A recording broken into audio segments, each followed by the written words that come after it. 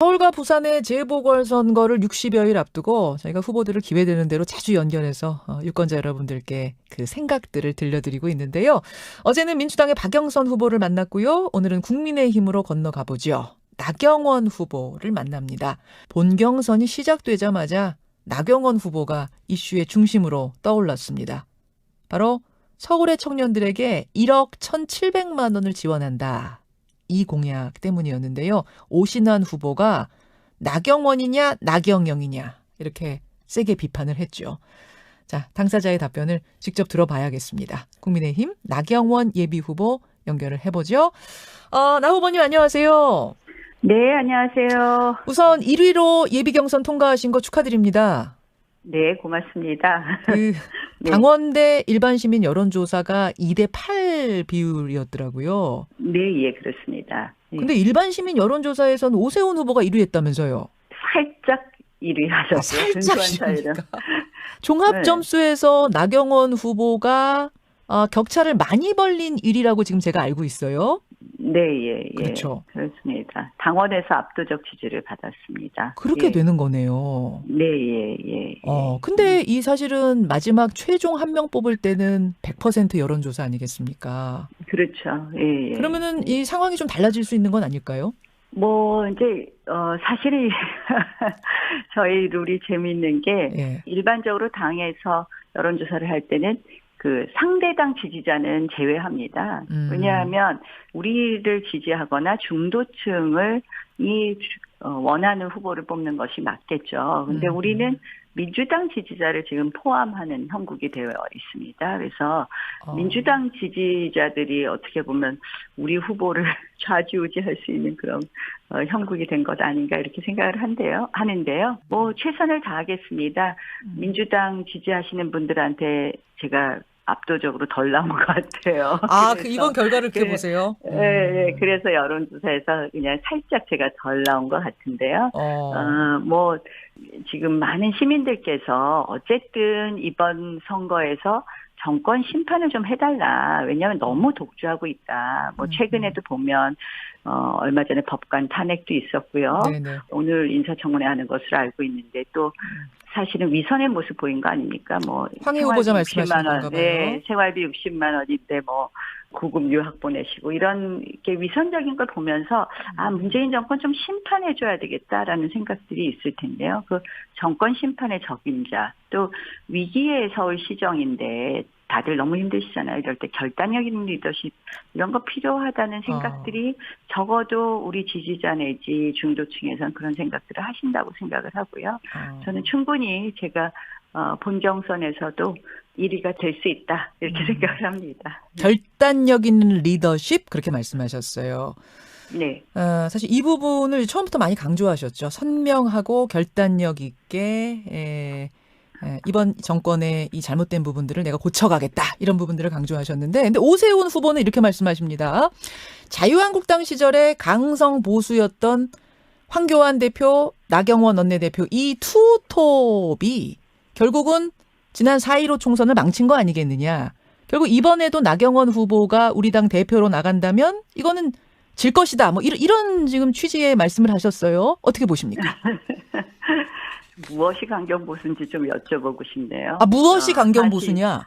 예, 사실은 제가 재작년에 원내대표를 했는데 총선 때는 제가 원내대표도 아니었습니다. 근데 실질적으로 민주주의를 지키기 위한 것이었고 어떻게 보면 이 일방적인 독주를 막기 위한 것이었는데요. 아마 지금 국민들께서 그 독주가 얼마나 심하게 되고 있는지를 아실 거라고 생각을 하고요. 두 번째로는 사실 이제 그런 면에서 명분을 말씀을 하시는 걸 거예요. 큰 틀에서 누가 표를 더 구할 명분이 있냐 이런 말씀 아니겠어요. 근데 오세훈 후보야말로 10년 전에 아이들 점심값 주는 것을 이유로 해서 당과 한마디 상의도 없이 본인의 직을 걸었습니다. 그래서 무상급식을 반대하면서 주민투표를 밀어붙였고 그리고 그것을 이유로 본인이 시장에서 사퇴를 해버렸습니다. 그래서 사실은 스스로 물러난 시장이 다시 표를 구한다는 것은 저는 본선에서 굉장히 경쟁력에 또 본선의 명분이 없다 이렇게 봅니다. 그렇게 보세요. 안철수 후보가 외연 확장에 있어서는 나경원 후보보다 유리하지 않겠느냐. 그래서 마지막 최종 야권 단일 후보 정할 때는 안철수 후보가 우위에 있지 않겠느냐 이런 이야기도 나오는데요.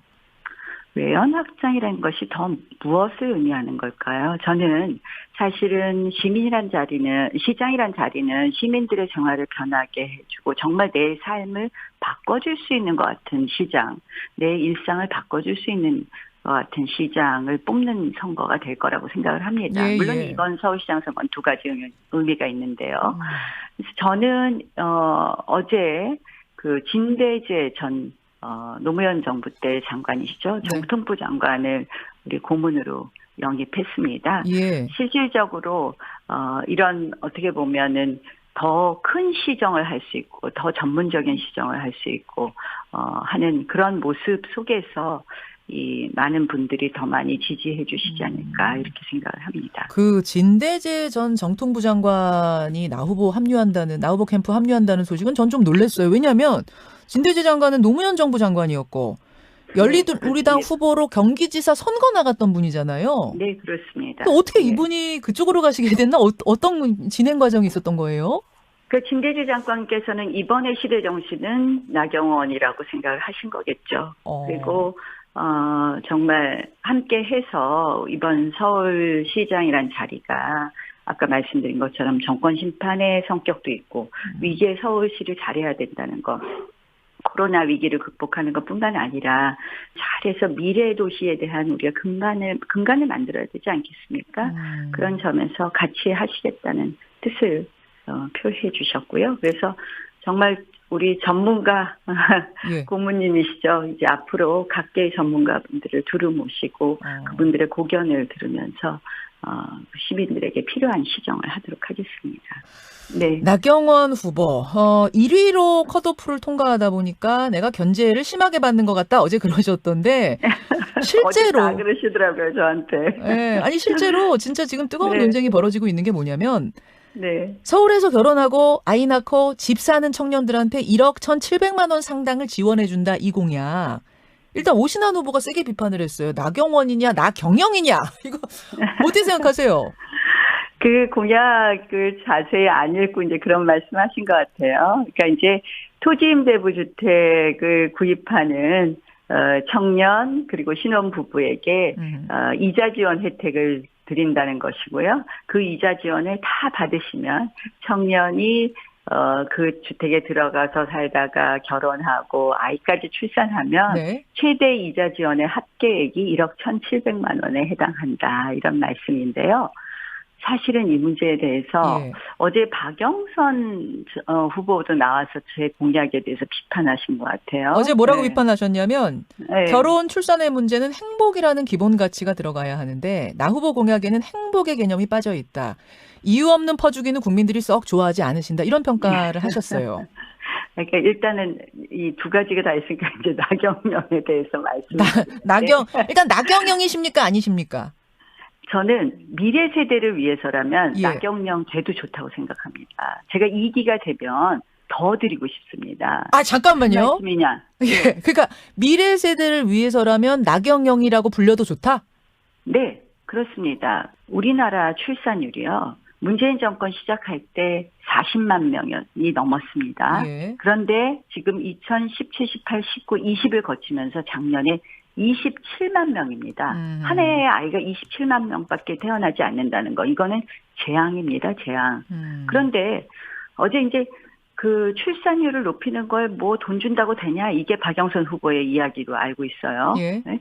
근데 비혼하시는 분들한테 왜 결혼 안 하십니까? 물어보면 남자는 첫 번째가 양육비 부담, 두 번째가 집입니다. 집, 아하. 주거의 문제.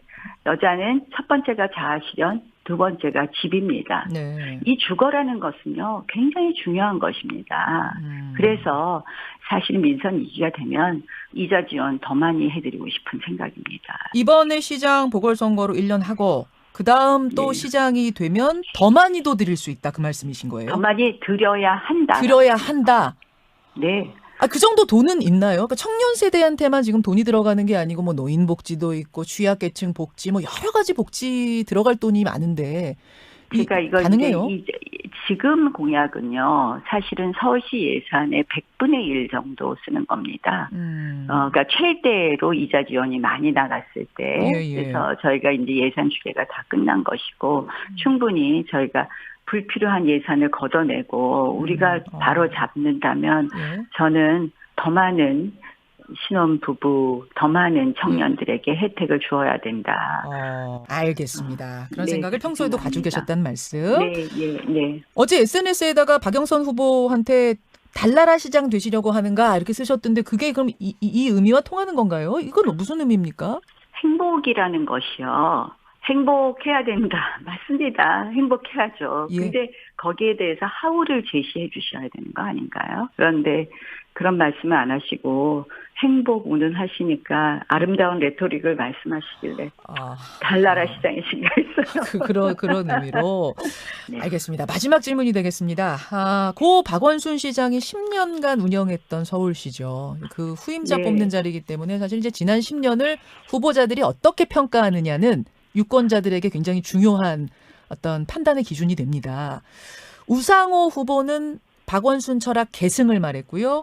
박영선 후보는 취할 것이 있고 버릴 게 있다 이렇게 말을 했고 나경원 후보는 어떻습니까? 저도 비슷한 기조입니다. 잘한 부분은 취하고 계승해 드릴 거고요. 잘못된 부분은 과감하게 고쳐야 됩니다. 근데 지금 현재 보면 우리 다 힘들게 하는 게 도시재생 같은 거 아닙니까? 실질적으로 주민은 더 좋은 더 좋은 주거 환경에 있고 싶은데, 이렇게 보존되는 것이 좋아. 이게 도시재생이었어요. 구시대적인 도시관인데, 저는 그게 어제 박영선 후보가 네. 행복이 중요하다라고 말씀을 하실 때, 박원순 시장이 떠오르더라고요. 그게 잘못된 도시관.